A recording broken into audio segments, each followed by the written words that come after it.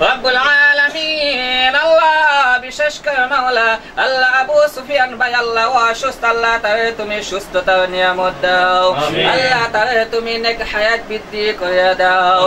চট্টগ্রামে দক্ষিণ জেলা বিএনপির সাবেক আহ্বায়ক আবু সুফিয়ানের সুস্থতা কামনায় দোয়া মাহফিল অনুষ্ঠিত হয়েছে।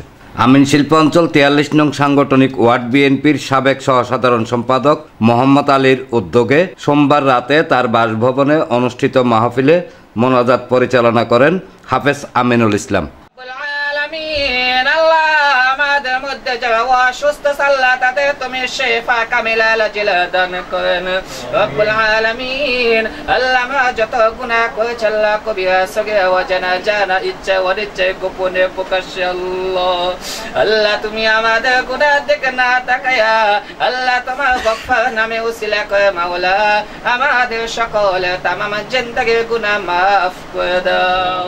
ডেস্ক রিপোর্ট প্রগতি 24 টিভি।